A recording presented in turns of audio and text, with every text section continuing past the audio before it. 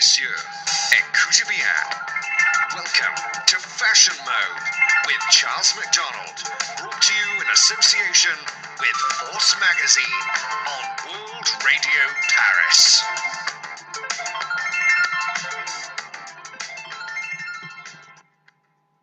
Dr. Dutta, good afternoon, and thank you for taking the time to speak with me. Good afternoon, Charles. It's a pleasure to be always talking to you and try to do what you ask me to do. Thank you. Dr. Dutta, I recently read in your press that you have attended certain events within the cosmetics industry in Paris. Well, over the last few years, IMCAS has gradually grown into the largest cosmetic surgery conference in the whole of Europe. And in fact, it is now spreading into India, Middle East, and also the Far East. I attended IMCAS a few times in the last probably decade or so, and there is always you learn something new, either in the cosmetic medical field or even the surgical field. And it's about the networking, the understanding what other people are doing, and of course learning from each other. IMCAS and Paris is absolutely a beautiful place for me. That's very good to hear. Now, Dr. Dutta, your clinics specialise in all types of cosmetic and aesthetic surgery, especially non-invasive and invasive techniques. Could you please describe the difference between these and why non-invasive is so popular, especially for the millennial market? Well, cosmetic surgery or aesthetic surgery has been getting progressively more and more popular over the last couple of decades. It started with liposuction, body contouring, then came the fillers. Then, of course, now botulinum toxin or Botox is probably the most used product in this field. More and more people I find are asking for shorter downtime. They want to go back to their social life as quickly as possible. And the other thing that I find as well is people are coming when they're very young. Younger people are coming for prevention, so that when they are needing these treatments, they're not as old looking as they were before. So prevention is better than cure. We know that in medicine, as in general medicine or surgery, but people are using the same principle in cosmetic medicine and surgery by doing these things at an earlier stage, the minimally invasive ones where they can get back to work, get on with their social life, and have the aging process delayed in a way. So this is maybe, you could say, prevention is better than cure at some point? Absolutely. That's what the millennials are asking for. Dr. Dutta, with regards to non-invasive treatments for the face, what the media suggests, facial, not reconstruction, but facial surgery, especially for the fashion or the photographic industry, can be split into several different sections for the face.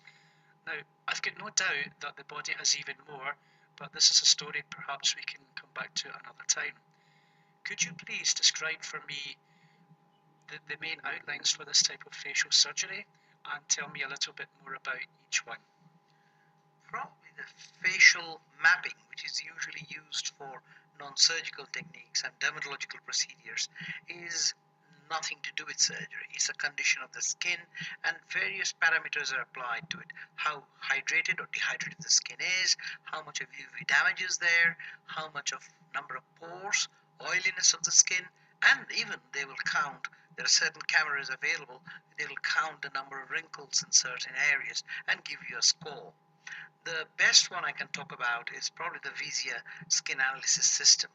It takes a picture and will predict how you may look in the next 3 to 4 years' time, and compared to your chronological age, that means how old you are, it will also give you a feeling about how your face is doing at present. If you talk about surgery, the surgery has traditionally been divided into areas of the face. What I mean by that is upper third of the face, mid third of the face, and even the lower face or the lower third of the face. And as you can see, in the upper third of the face, you have got the eyebrows, the brow lift, the hairline lift, and even the upper and lower blepharoplasty. If you look at the mid third of the face, you can look at the non-surgical and the surgical, say chin augmentation, You can do the improvement in the nasolabial fold with fat transfer, and of course the mid facelift. Then if you go even to the lower third of the face, you can do face and neck lift, you can do chin augmentation, or even in some people when the chin is quite prominent, you can think about surgical genioplasty and various other surgical and non-surgical things like skin tightening with radiofrequency, skin resurfacing with laser, and other treatments can be added to the program to help the patient achieve what they set out to. I keep seeing quite a lot in the media, especially in Paris, within the cosmetic and aesthetic medicine field, and it's been reputed, it's not been confirmed, that Kendall Jenner has recently undertaken the liquid facelift. Now, I think this may involve fillers. Could you clarify what this involves and how it's carried out? Liquid facelift, the concept originally came from a treatment called Sculptra. Sculptra is PLLA, or the other name for it is polylactic acid. L, the second L is for the levo. It's a chemical term. Levo is a reverse version of the chemical. It is injected into the skin after dilution with normal saline or plain sterile water, and you add a bit of local anesthetic to it to make the injections less painful. This chemical, other name for it is called biostimulator. They stimulate the body's fibroblasts and the tissues to produce collagen and in turn further fresh tissue. So when you can apply it in certain areas like the temples, like the mid-face, in the nasolabial folds, even in the general volume loss areas of the skin, as in the cheeks, you get an overall improvement. And if you repeat that 2 or 3 times every 4 to 6 weeks, that's the standard protocol, you do get an overall lifting stroke filling of the face, which gives you the term liquid facelift. It is not a surgical facelift, it's a liquid facelift, it's a non-surgical volumization of the face. One of the second procedures that appears to be gaining popularity as well, and it's thanks to designers like Chanel and Gucci, whereby the hair is scraped back and put into a ponytail, is hairline laser. It's basically to define and tidy up the hairline, both for ethnic minorities and also for models who want a cleaner, more sharper profile. Could you speak a little bit more about this? When you talk about models, you will see that with the hair industry branching off into various areas, you'll see male models are also getting involved. It's not just restricted to female models. You'll see males quite often will come for eyebrow shaping. They will have their top border of the beard shaping, and of course, if for ladies, when they have a hairline, you can shape it into a sharper, much more balanced view. That is what you're looking for, to give the face a sharper profile and sometimes a better proportion. And is it fair to say that this hair laser depilation, this is permanent and it's not reversible? In the good old days when laser started getting popular, we always promoted it as permanent hair removal, that is with laser. But actually that's not strictly true. We know that some of the hairs we can destroy permanently, but by and large, some of the hairs will come back over a period of time. Okay, now you mentioned several minutes ago about the face being split into different thirds or different levels. Brow lifting apparently appears to be quite popular within the fashion industry, again with regards to models such as Kendall Jenner. The brow lift appears to enhance and define the brow section of the face and the forehead. How is this undertaken? There are 2 types of brow lift. One is the chemical brow lift, which is done by botulinum toxin, and the other one is the surgical brow lift. With the botulinum toxin, what we do is we weaken the muscles in the center of the forehead, which is between the eyebrows, and also weaken the corner muscles, which is just below the edge of the eyebrow, and you get a very mild lifting effect, which is called the chemical brow lift. And then you have the surgical brow lift, where you make 2 incisions, sometimes 3, behind the hairline, so these scars are not visible. Then you dissect the forehead and lift it up, and you can either use a endothine, which is like a dissolving suture-like material, which you can then plug it into the skull and lift the sort of brow up and hold it there in place, or you can do it surgically, as in cutting some of the skin out and lifting the brow, which is probably not as popular as it used to be. Okay, thank you. Now, with regards to skin tightening, every week there appears to be a new technique, a new procedure, a new product. With regards to aesthetic and cosmetic medicine, what would you recommend as being the most effective and fastest form of skin tightening? I think the most important thing to consider in these areas is prevention, because sun damage, patients looking after their own skin, as in hydration, toning the skin, cleansing the skin, they are the things that you need to look out for, and also long-term UV prevention or protection. However, when you look at the patients looking for skin tightening, you can do ablative, that means when you burn the skin with a laser, or non-ablative. Non-ablative considers, you can consider chemical peel, you can do lasers or IPL, and for the ablative ones you go for the CO2 lasers, or even the erbium YAG lasers, which resurface the skin and helps the skin grow a new healthy layer.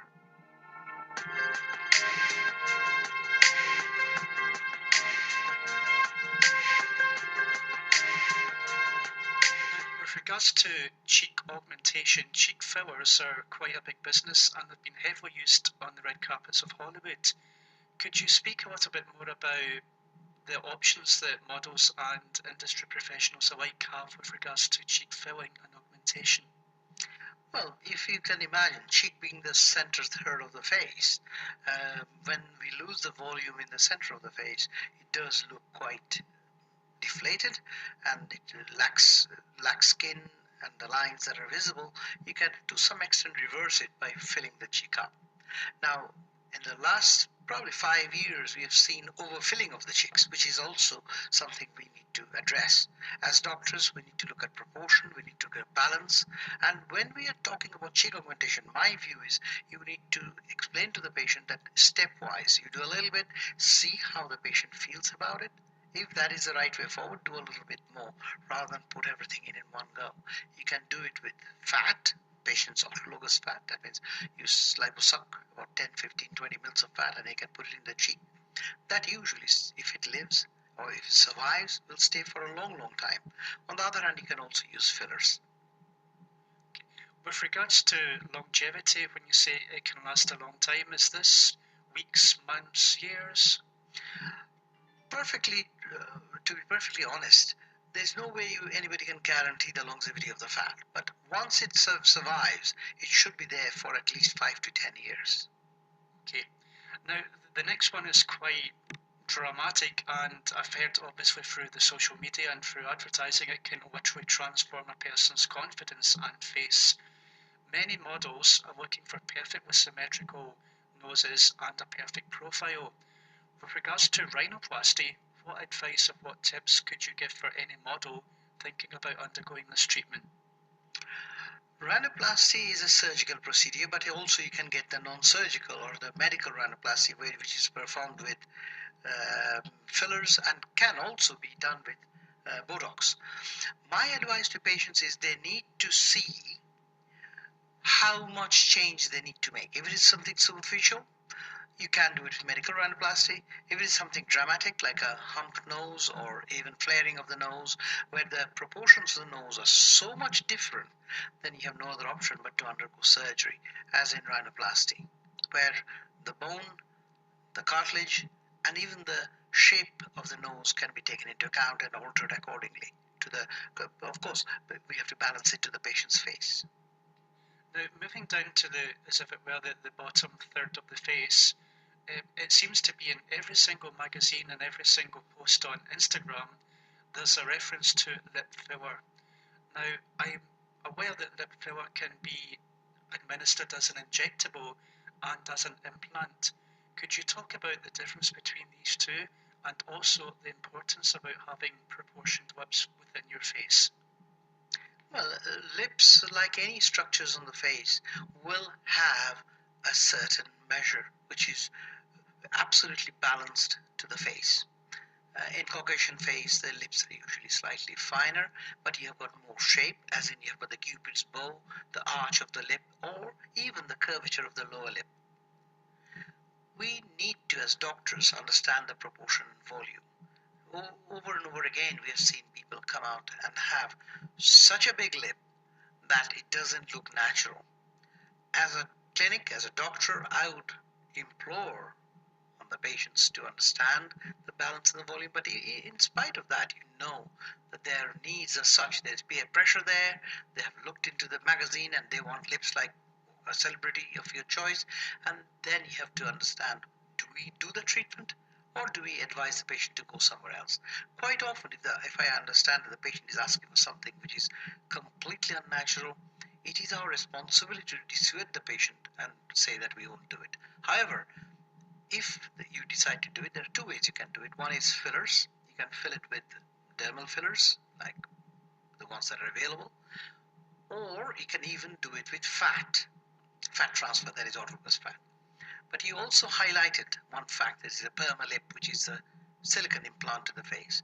It is an American product and it is getting more and more popular, but once it's inserted, it will be there for 15, 20, 30 years and does give a better volume and shape to the face if you can do it properly.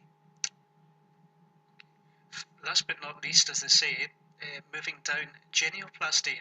What could you tell us about this with regards to facial balancing and aesthetics for the model industry? Genioplasty means shaping of the chin. Shaping of the chin again can be done with non-surgical or surgical methods. However, primarily chin augmentation. In this modern day and age, the non-surgical elements are riding very, very high. If somebody wants a permanent cure, as in balance the face, take the shape of the chin into account, then surgery is the only option, whereby we can either reduce the chin or even we can progress the chin by cutting into the sides and giving the chin a balance and proportion. Now, with each and every person within the fashion industry and within the celebrity industry also indeed undergoing cosmetic surgery, which would you say was the most popular procedure of the ones we've just spoken about? I think lip fillers and botulinum toxin to the face are the leaders in the market by virtue of the fact that more and more patients are asking for it. But from a surgical point of view, possibly blepharoplasty, which is upper and lower eye lift, and face and neck lift are getting very, very popular. Could you give an example of a celebrity of whom you feel has achieved an excellent undertaking of cosmetic surgery within the industry? Maybe a male and a female example. From a male point of view, I can talk you through two people that I think has achieved reasonably good results, probably exceptional results if I am absolutely honest, but more than that, they have done a fair amount to the industry. One of them has got a fantastic result and the other one probably needs a bit further to go. The female celebrity I'll choose is Kim Kardashian, because whatever we talk about her good, bad, disproportion or proportion, she has done a huge amount of giving a boost to the industry, where everybody is coming for, I want Kim Kardashian's body, I want Kim Kardashian's buttocks. So if for anything else, I think she has given a huge positive boost to the industry. And the other male person I would talk about is possibly Rooney, our English football captain, and retired now, but he had a hair transplant a few years ago, and subsequently had one or two more, I'm told. But once he had the hair transplant surgery, although it wasn't as successful as you'd see in most of the other people, but it gave us a huge boost. The number of inquiries on hair transplant increased by about 300% after Rooney had his hair transplant.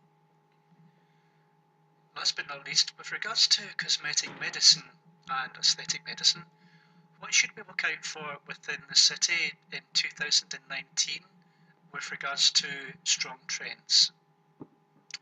Strong trends, we are moving away from the face as well here. I'm talking about general trends here.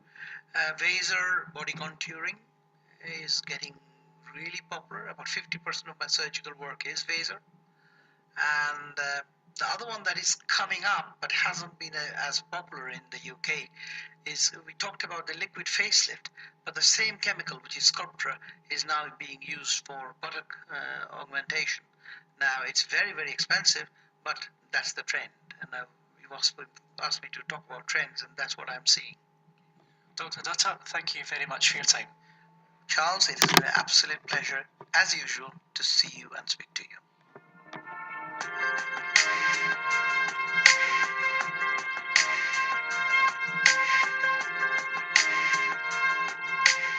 Coming up on the next Fashion Mode show, I'll be giving a full critique into the most recent ready-to-wear runway shows that took place in both Paris and the international circuit, thanks to the current instalment of the Fashion Weeks for Autumn-Winter 2019 that took place across the 4 main fashion capitals.